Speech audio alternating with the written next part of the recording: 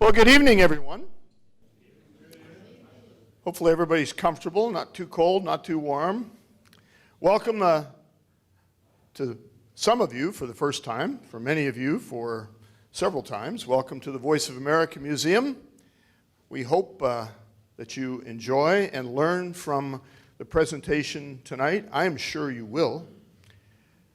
And also remind you that the Voice of America Museum is your museum, and we're open every Saturday and every Sunday from 1 until 4. We have some wonderful docents who will be able to explain what happened in this iconic place over the years.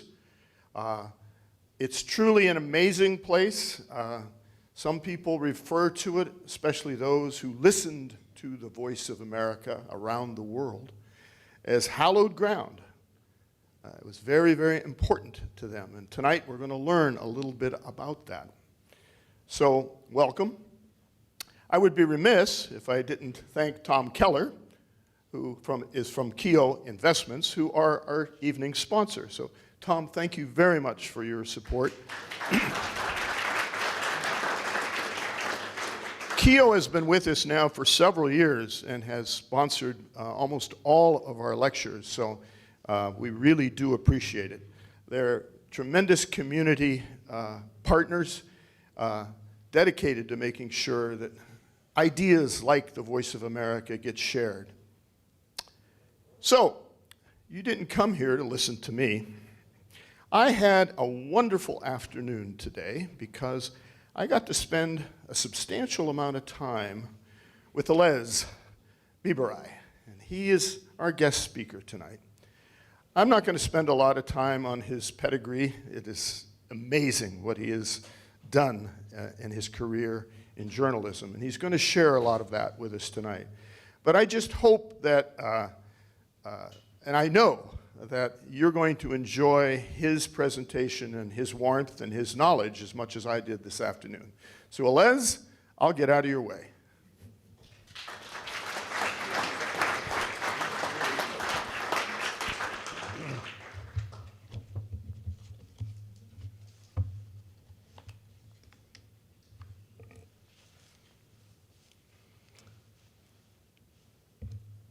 Good evening.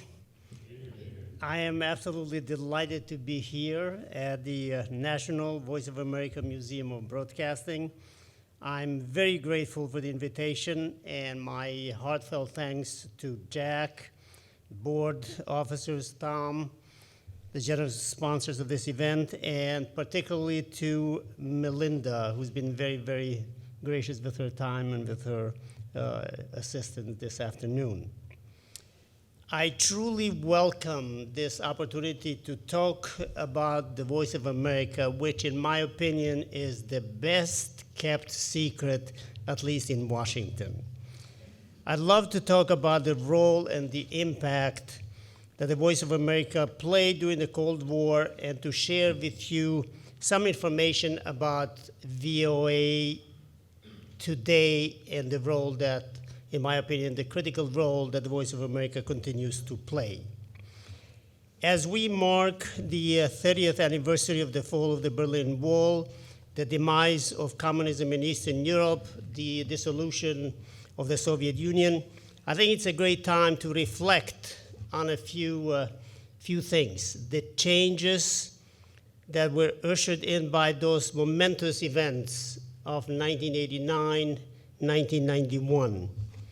The shift to democracy and the market economy across the former communist countries, the new threats to democracy and free press globally that we face today, and to examine the critical role that the Voice of America plays today in supporting and promoting freedom of information, democracy, and media literacy worldwide.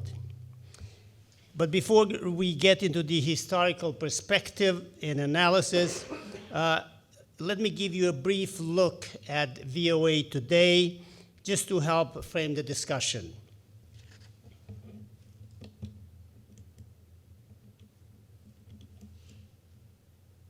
Okay, I messed up. Let me help you here. All right, thank you.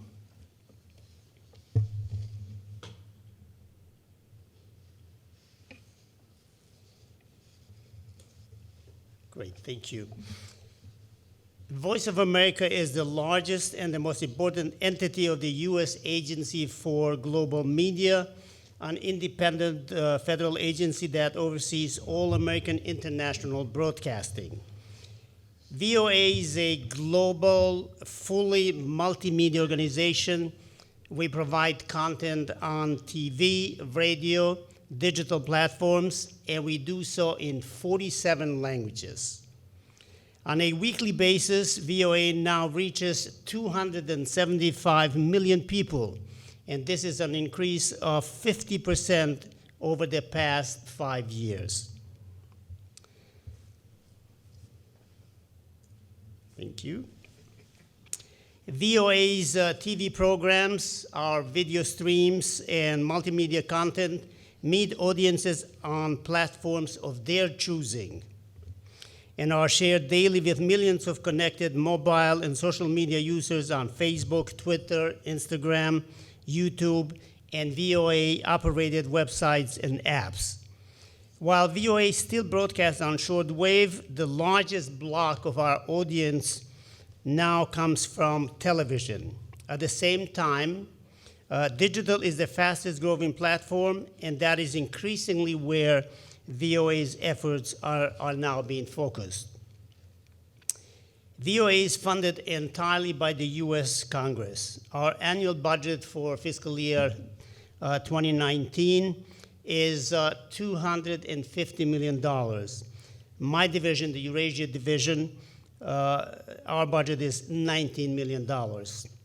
VOA has about 1,000 employees, and then we have correspondents and stringers or freelance correspondents in other countries around the world, and more than 2,500 affiliates worldwide.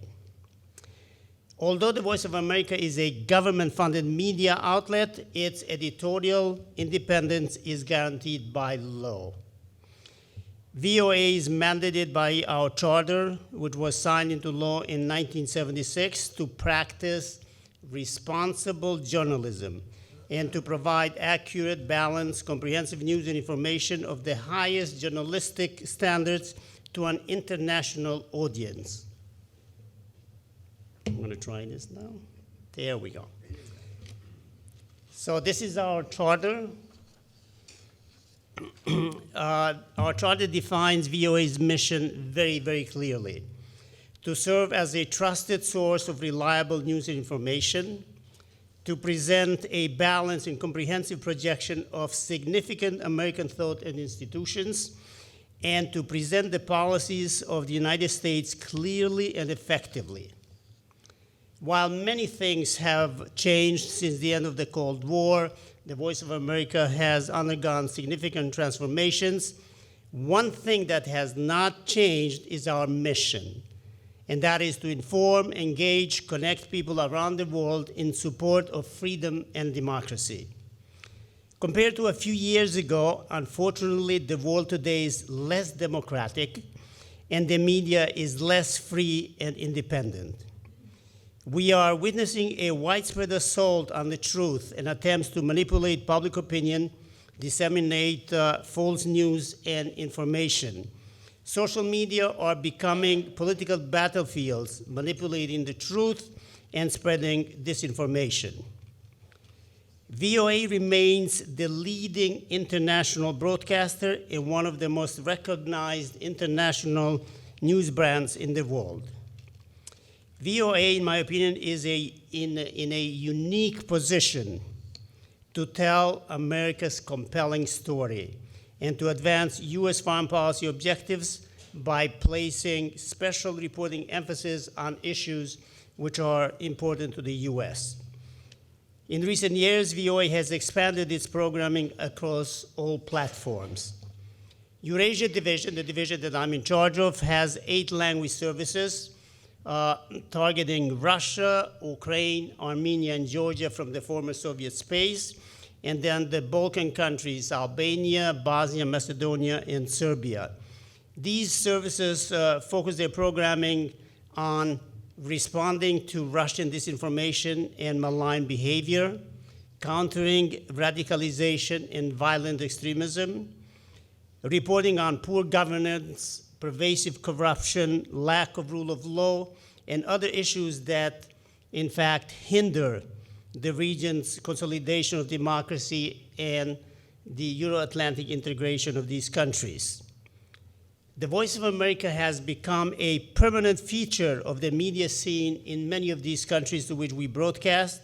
We often drive the news cycle, and we generate conversations and debates on major issues of the day.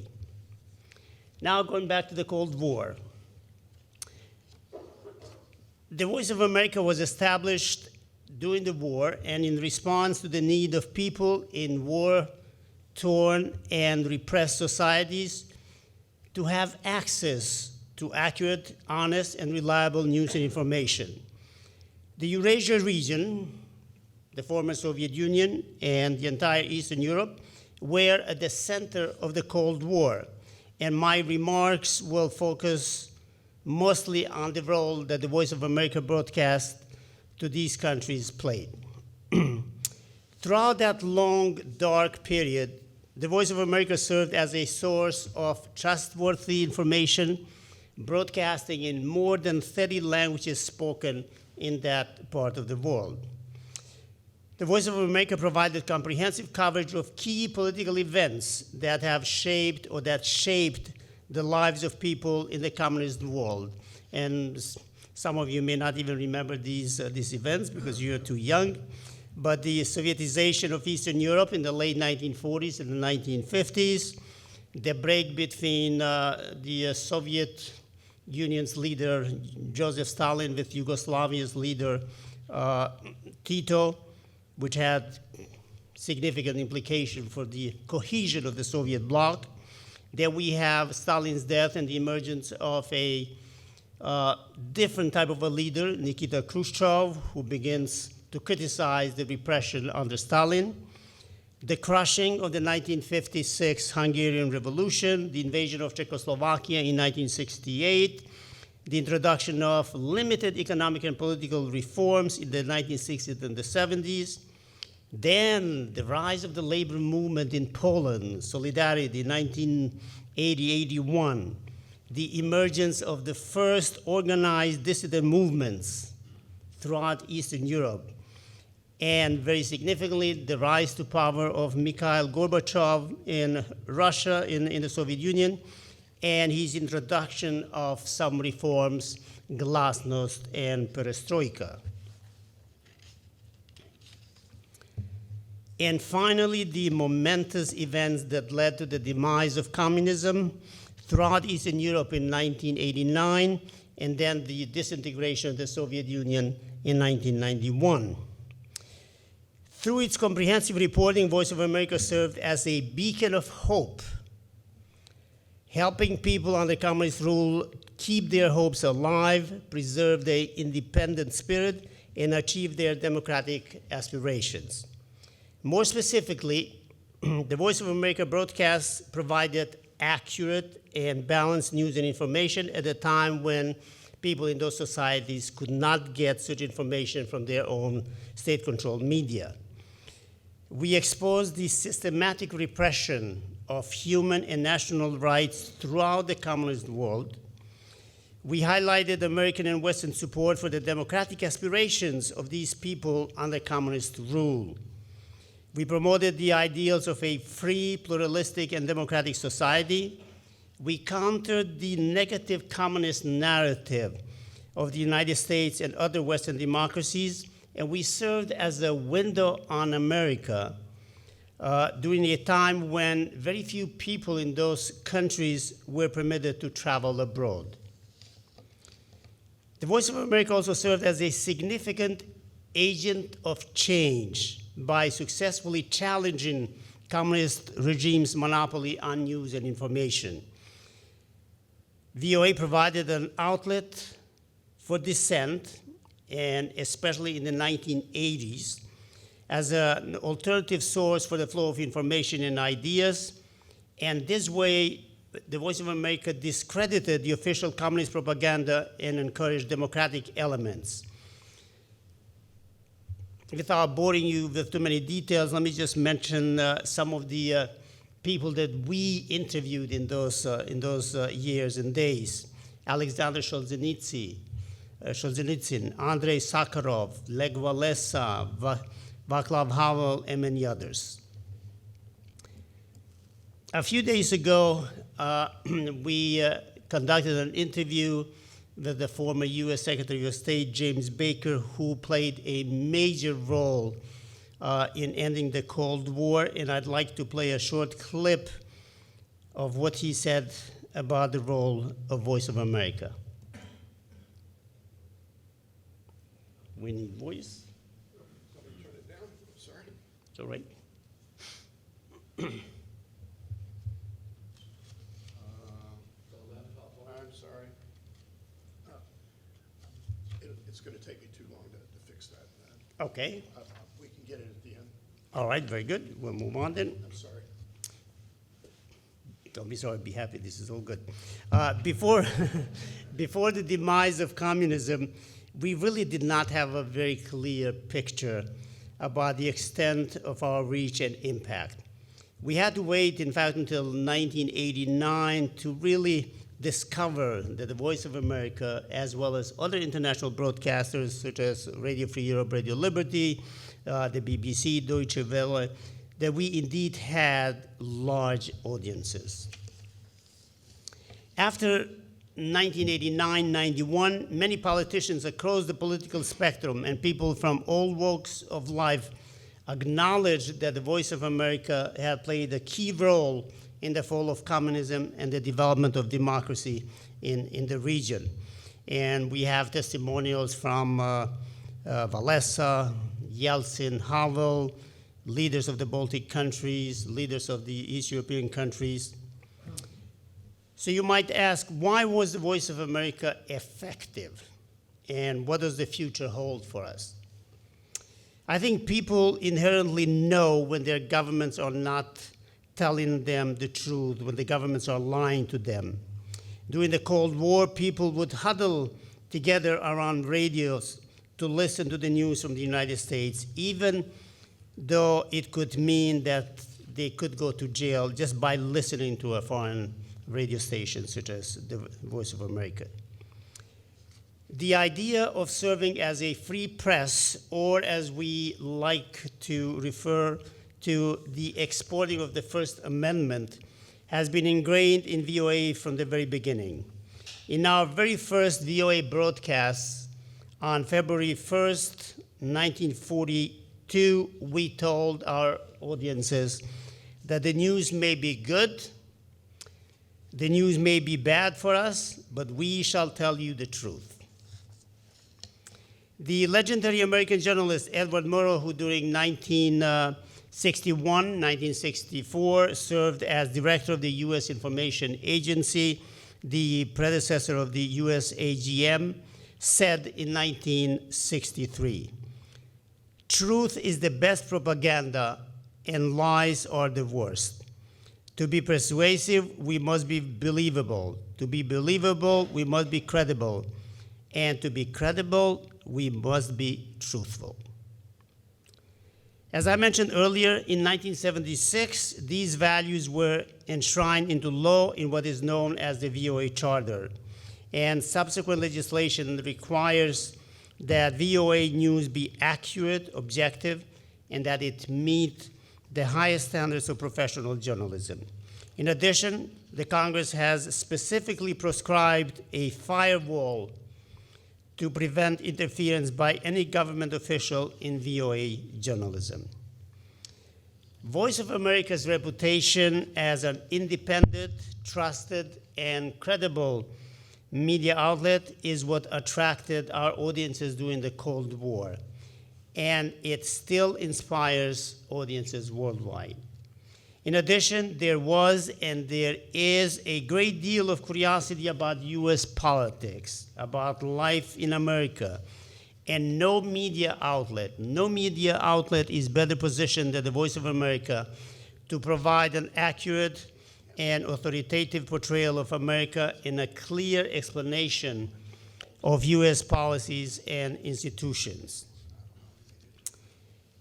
I have a chart, which hopefully we'll be able to see, I will get you that chart. The slide 8, no, it's coming.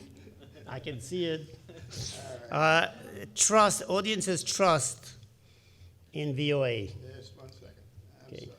If we may play Baker, if it's working, it would be good. Well, we're trying to do Baker, and that's my problem. Our new little videos goofed me up. There we go. That's your opportunity, not right, your problem. Okay, before that? Before that? Yes. Oh, well, I don't think. There we go. Okay, I don't think we have him, but we do. no, we don't. No voice? No, I'm sorry. Don't be sorry. Okay, then we'll go to the audience trust. All right, so you wanted your, The chart. this one here? Yes, thank you very much. Now take a look at this chart. And this is about trust. The combined average measurement of trust for all VOA services has been constant at about 85 to 86% for several years now. And compare this to trust in U.S. media. Recent studies by Pew and Gallup say trust in U.S. media ranges from around 40 to 50%. Now we come to the post-Cold War era. In the wake of the end of the Cold War, there were high hopes that Russia, other former communist countries would rapidly embrace democracy and market economies. The U.S., in fact, and its allies, West European allies, made a huge investment, launching a set of assistance programs which focused on sustained democratization and economic stabilization. I think in the first 2 decades after the end of the Cold War, Russia and the other communist countries indeed made significant progress in reshaping their political and institutional landscape. They established a new constitutional order, and we saw the signs of the development of a free media. The Baltic states, the Central and East European countries, plus Slovenia and Croatia from the former Yugoslavia, were able to join NATO and the EU. In the early 1990s, some expected to see a so-called peace dividend, and there were people who were arguing that the Voice of America had in fact completed its mission, and then as a result, there was no longer any need for VOA to continue to broadcast to international audiences. Well, unfortunately, that could not be further from the truth. VOA broadcasts today are, in my opinion, as critical, if not more critical, than during the Cold War.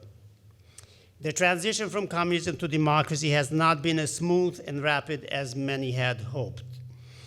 30 years after the fall of the Berlin Wall, the situation in Eurasia remains fragile, and few former communist countries have fully consolidated their democratic order. Freedom House, an independent organization based in Washington that monitors democratic developments in media environments worldwide, classifies Eurasia as one of the most repressive areas in the world. Russia is rated as a not free country, and the other countries are partly free. There's no country in that region that is classified by Freedom House as a free country. The media landscape is about the same.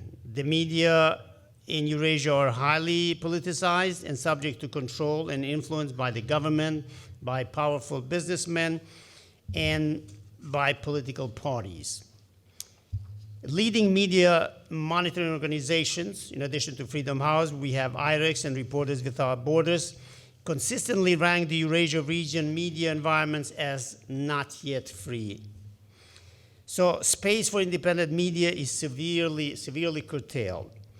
The few truly independent media outlets and journalists are often targeted by their own governments, by local businessmen who want to suppress critical reporting.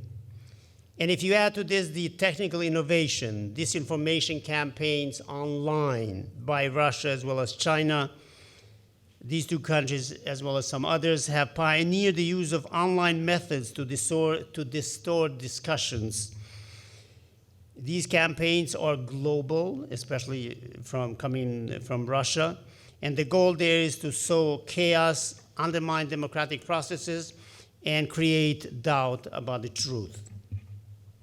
Russian disinformation presents a particular challenge.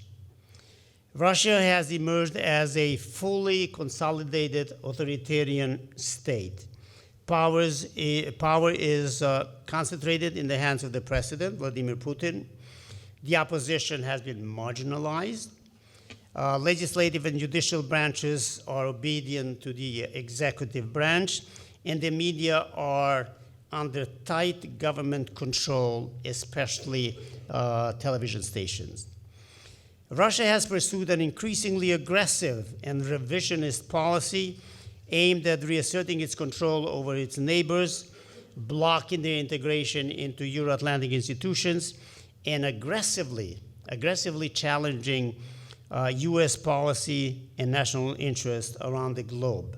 We have already seen Russia try to dismember two nations, Georgia in 2008, and of course Ukraine in 2014.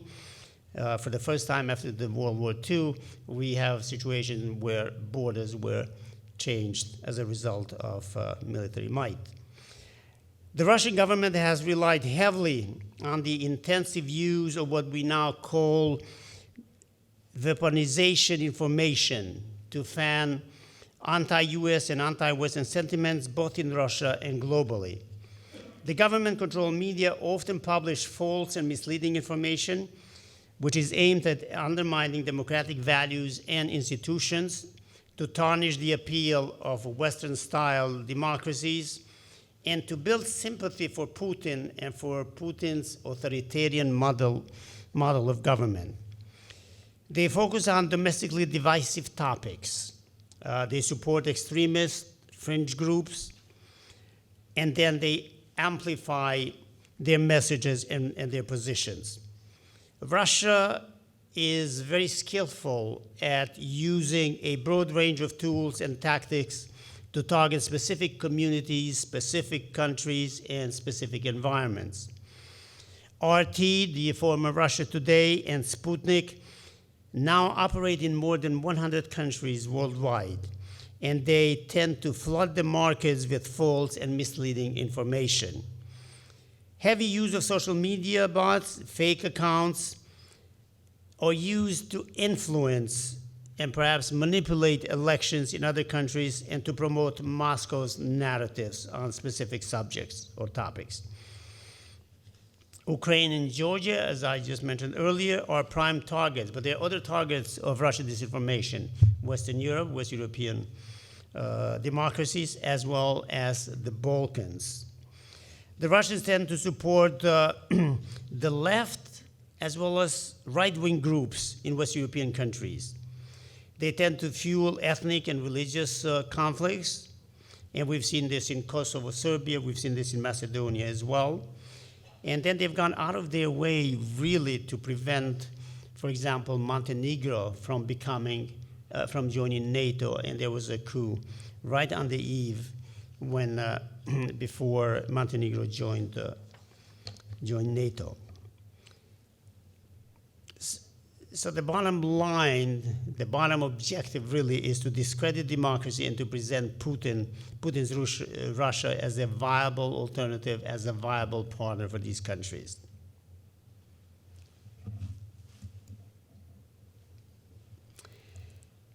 The Eurasia region that our division covers is one of the prime targets of Russia's disinformation.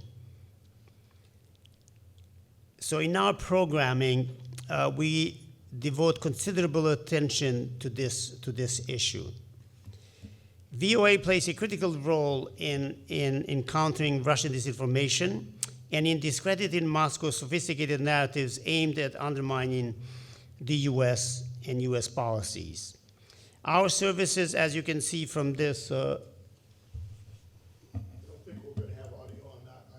okay, I had one before. Okay, let's see. Okay.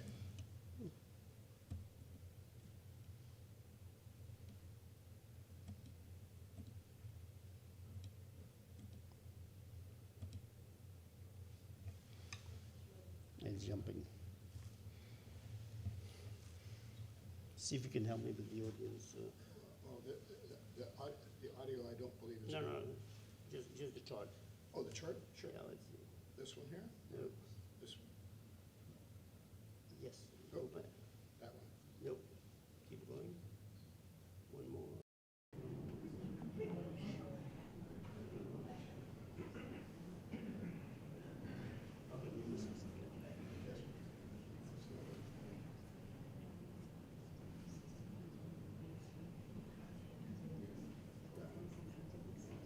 Yes. All right, thank you. So if you take a look at this chart here, you can see that our services have an extraordinary reach and impact. So this is reflected in the weekly audience size, quantitative, qualitative, and anecdotal data on program quality, of trustworthiness, engagement, and audience understanding of current events.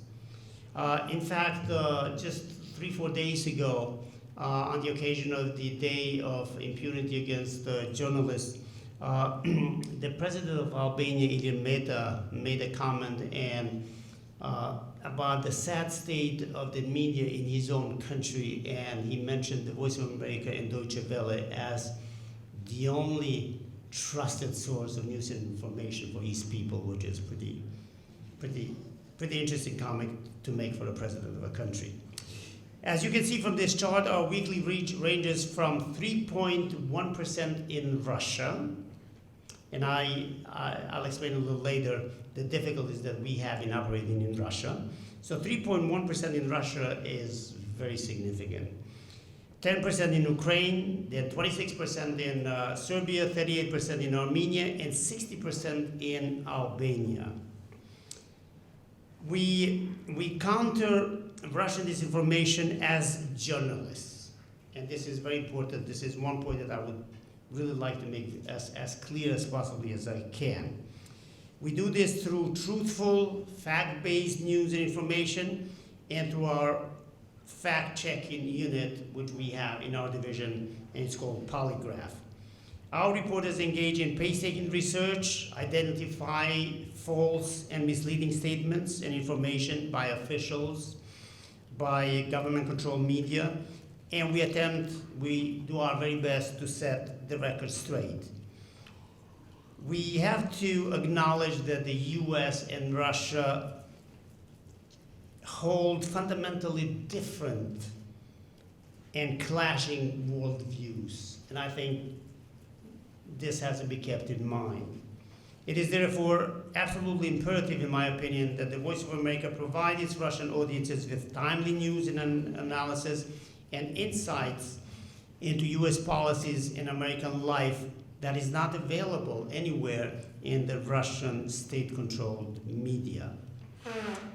Now, briefly, I'd like to focus on some of the challenges that the Voice of America has faced in Russia. VOA remains a well-known and a very powerful brand name in Russia. Having provided Russian language programming to audiences in Russia and the other former Soviet republics continuously since February 1947. After the Cold War ended, VOA developed a network of radio and television affiliates throughout Russia. But in the last decade, with Russia's democratic backsliding, the Kremlin's tight grip on major broadcasting outlets, and mounting encroachments on key spheres of online activity, VOA has been forced to work in a highly constricted public space in Russia. In 2008, our Russian service lost all radio and television affiliates after President Putin's government put tremendous pressure on local radio and television stations to stop rebroadcasting VOA programs. In 2014, Russia barred VOA from local broadcasting. Then in November 2017, the Russian government declared VOA and Radio Free Europe, Radio Liberty as foreign agents. This was a move aimed at reducing access to US international media outlets and intimidating VOA correspondents as well as VOA audiences in Russia. Now, the US FARA law allows stations to continue without interference or censorship once they have registered. The Russian law greatly limits an organization's ability to operate.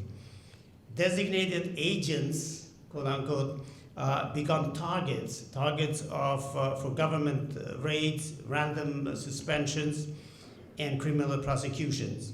And employees, correspondents who might work for us, face harassment at work as well as at home. A new and controversial law went into effect last week on November 1st, and this law aims ultimately at the creation of an independent internet for Russia.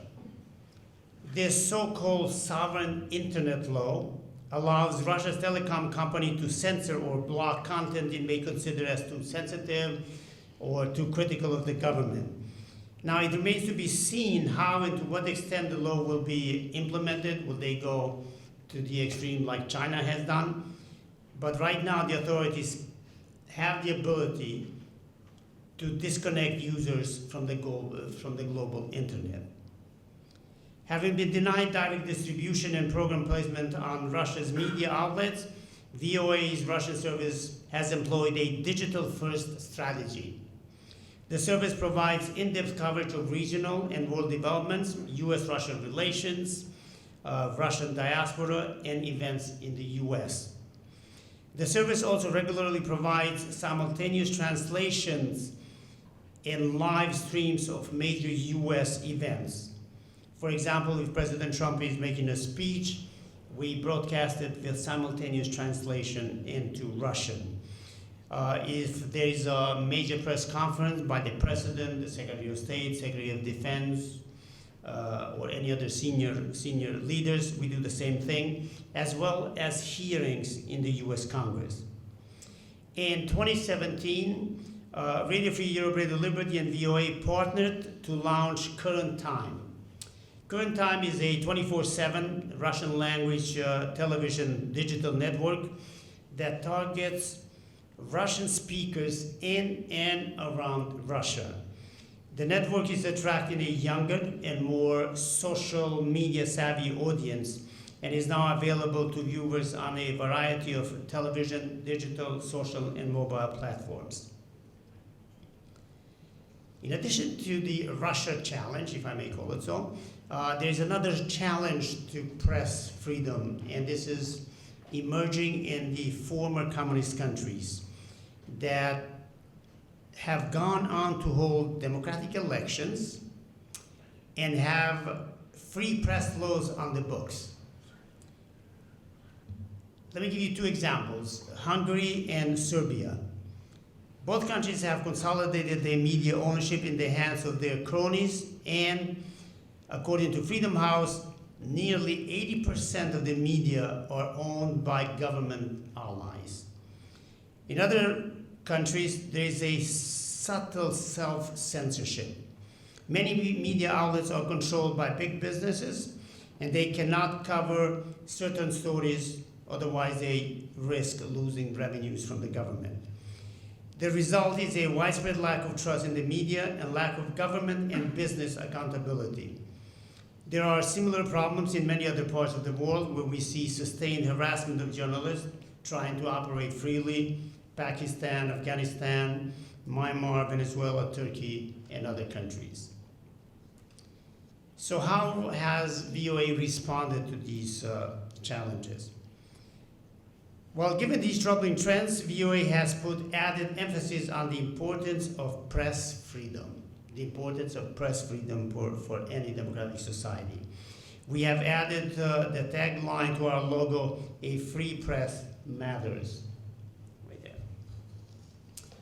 VOA supports and works with investigative journalists in the Balkans and throughout Eastern Europe, covering stories that local media cannot, such as high-level corruption, lack of rule of law.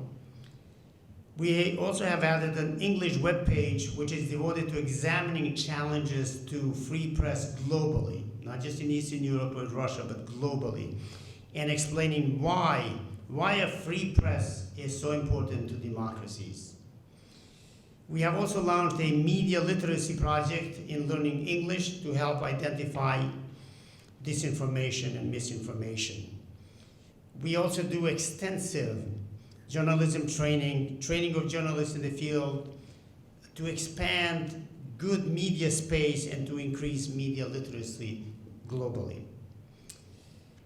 Other initiatives that we have taken recently, I'd like to highlight, in addition to being a beacon for press freedom and to telling America's story, VOA is adding new programming for refugees. As you might know, there are almost 70 million refugees and displaced persons globally. That is more people than the population of France. VOA added Rohingya language programming this summer for the refugees who are fleeing Myanmar and are now living in camps across the border in Bangladesh. Our director, Amanda Bennett, visited the camps last year, and now we started these programs, and we're also working with UNHCR to teach English to these refugees. VOA is also raising the profile of women on the air and as experts in coverage and in doing more investigative reporting. So our editors, our content decision makers, when they're putting their programs together, they are expected to take a good look at the people they're interviewing, people they're featuring in their programs, and see what the gender balance or imbalance is there. A prime example of this is Worth of a Girl, an investigative digital series that we did and that explores child marriage globally. And pursuing a strategy of not just targeting countries, but in this digital age targeting language speakers, Voice of America is providing 24/7 streams. I already mentioned Current Time, a television digital stream for Russian speakers around the world. We now have VOA 365, which is a 24/7 TV and digital stream for Persian speakers around the world. And this also has been developed in partnership with Radio Free Europe, Radio Liberty. A similar digital project for Mandarin is under development, and probably within the next 6 months, we should be able to begin this. Now, these 24/7 streams enable VOA to provide in real time, important US speeches and events with simultaneous translations, and this way giving the audiences unfiltered access to American newsmakers and policymakers. In this age of widespread disinformation, propaganda campaigns, and falsified news, the Voice of America is committed to serve its audiences by practicing responsible journalism, and upholding the highest journalistic standards. We at the Voice of America strongly believe that the best antidote to bad information is good information and a narrative based on truth. Our experience is that when crises erupt, our audience numbers go up because people want to turn to a trusted source. Just as when the Berlin Wall came down, VOA remains a potent force in sharing the values of democracy, good governance, and a free press. In February 2020, in 3 months, VOA will mark its 78th anniversary. Now, the staying power of VOA is a clear testament to the vital role that it continues to play in exporting the First Amendment to information-deprived societies worldwide.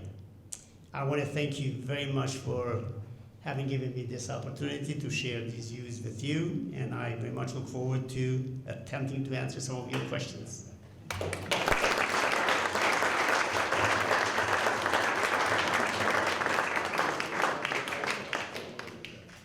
We do have that. That's what's We do have that. If you want to introduce me. I have had as a division director, I've been so lucky, and I've had the honor and the pleasure to host many visitors, heads of state, ministers, colleagues from the media. But there is just one person who visited us who made such a huge impression on me that I'd like to share that experience with you. In summer 2018, the Voice of America was contacted by the Embassy of Lithuania with a request. A freedom fighter named Jukas Jakovonis, 92 years old, was coming to the US and had expressed an interest to visit 3 places. He wanted to visit the Statue of Liberty, second, the White House, and third, the Voice of America. And he said, I guess he was making assumptions that because of security concerns, he may not be able to enter the building. So he said, if I'm not permitted to enter the building, at least I want to go and touch the building where VOA is. And we said we'd be delighted to receive him. He came in, and we prepared a little ceremony for him. I received him in the lobby. I gave him a VOA pin, and I said, today we're declaring you a honorary member of the Voice of America. We also gave him a certificate of appreciation. Well, the story is, there was a freedom fighter fighting against Soviet occupation of his homeland, Lithuania. And he would listen to the Voice of America, and he wanted to come and thank the Voice of America for giving him hope at a dark period in the history of his nation. Wait a little bit of it. Please. 92 years old.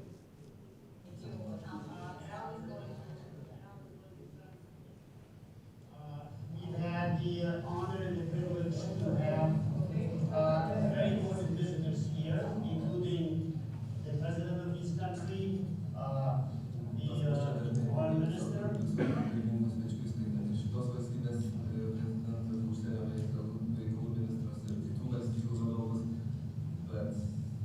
And last night we had one of our esteemed colleagues. Over here, Julia, yes, we had an interview with the defense minister.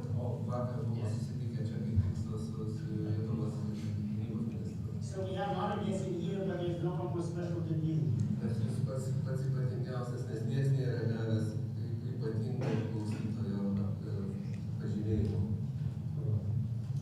So we have a certificate of appreciation. And we have the translation up there. If you want to rather than use it in English. But it's our appreciation for your loyalty to VOA.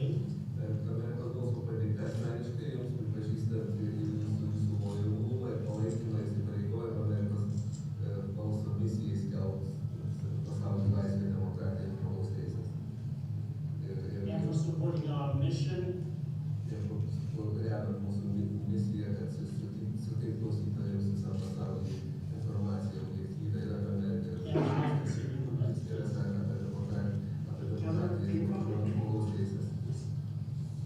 This is our Keluk Chow, our number 3 official at VOA.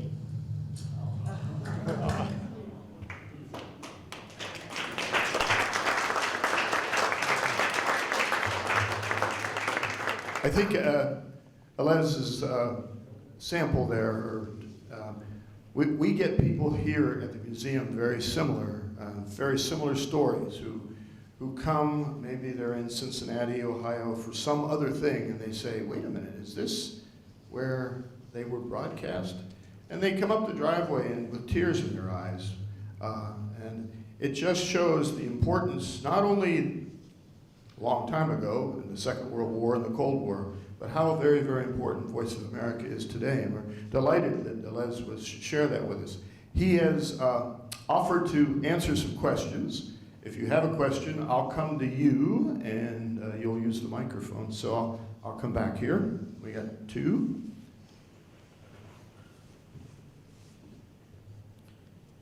Is there any influence or pressure from Congress, the administration, on what the Voice of America does?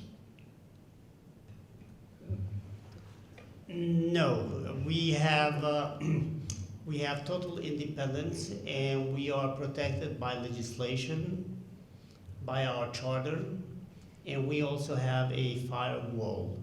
If any government official, member of Congress has a question about our program or what have you, they will not contact specific programmers or specific services, but they will go to the top leadership and express their views. But I have not experienced any interference from any U.S. government official on anything that we have broadcasted to the Eurasia region. Thank you for your comments. I've been involved in the Greater Cincinnati community as honorary consul of Germany, not now, but previously. And in that role, I brought a segment of the Berlin Wall to Cincinnati, which is down at the Freedom Center. I'm putting this out there, so for those who don't know that Cincinnati has a segment of the Berlin Wall, now you do. And tomorrow, the Consul General from Chicago will be in town, and we'll have a wreath-laying ceremony at the Freedom Center in front of the Berlin Wall Memorial. But my question has to do specifically with the VOA's role in the run-up to the fall of the wall. That whole time from roughly August through late October, when East German citizens were rising up and having peaceful demonstrations in the cities across East Germany. How did, in a concrete way, how did the VOA broadcast that? They were arguing for freedom without walls, as the German embassy put it. But I'm just curious, in a very concrete way, how did the broadcast project what was going on in Germany? And did it contribute, do you think, to the fall of the Berlin Wall? Thank you for that very important question. I was already with the Voice of America at that time, and it was one of the, in my opinion, one of the most glorious periods in our coverage. We had comprehensive coverage of developments throughout Eastern Europe, but beginning with East Germany. Prior to these events, we had seen a loosening up of controls in the entire region. Gorbachev had come to power, glasnost, perestroika, and we began to see the effects of those two reforms in Eastern Europe as well. And we had bureaus and we had correspondents in Vienna, and we also had correspondents in Moscow. And we had the ability to send correspondents from Washington to many of these countries, and we did in East Germany as well as in the other countries. So we made every effort to give as much coverage to those developments as possible. But it was objective coverage. It was really reporting on what actually was happening. Yes, we were interviewing opposition leaders, emerging opposition leaders, opposition groups, but there was no instance of encouragement or anything which would lead to violence or any type of reporting which would cross the journalistic line. Elez, we have one back here. Okay. Do you still broadcast from Munich, Germany? No, all broadcasts now are from Washington. Oh, But I was in the Munich station in 1993. And at that time, this is mostly information, at that time they were using an old Nazi radio station, but they were replacing it.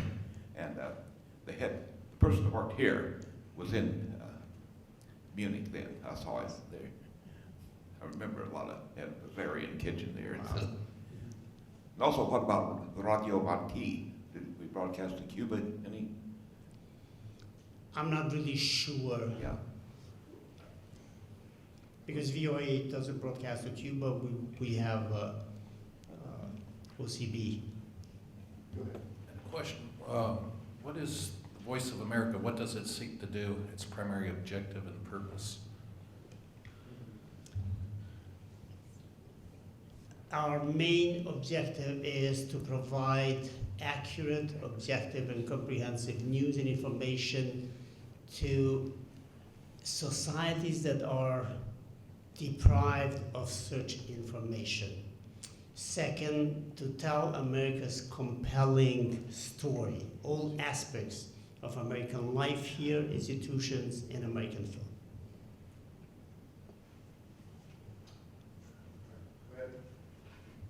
Elez, you talked about Russia and its human rights history and all now, and I know that's where your Eurasia system broadcasts to, but how do you compare what's happening in Russia with what's happening in China? We have a very powerful service that broadcasts to China. In fact, in terms of resources, we devote much more resources to that service than we do to the Russian service. And we have assets, although limited in China, we have correspondents there, but we do in Hong Kong and throughout Asia, and we make every attempt to provide as much coverage as possible.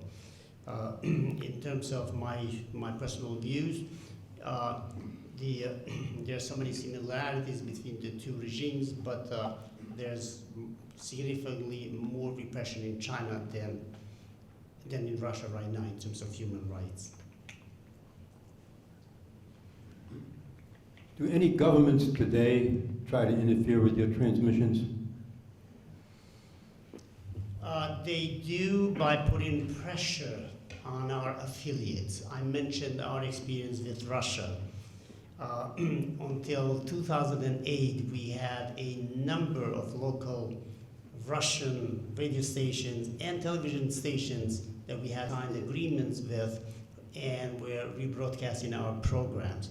In other countries, for example, Azerbaijan, a pretty authoritarian regime there, when we broadcast something which is critical or is deemed as too critical of the authorities, they find ways to put pressure on our correspondents or even to close down our affiliates there.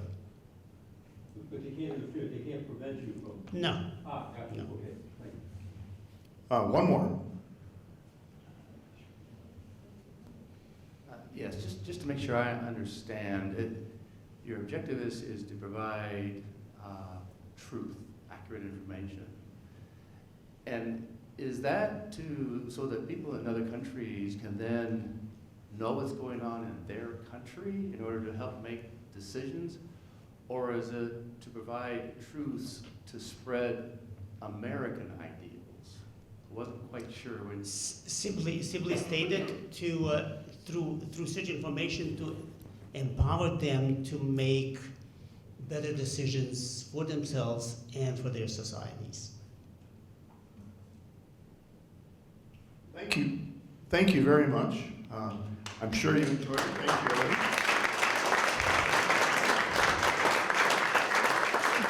We have a little token of our appreciation here. Oops.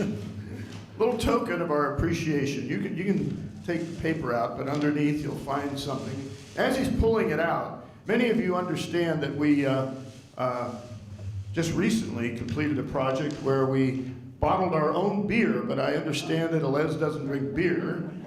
I do, but I'm not a heavy drinker, so.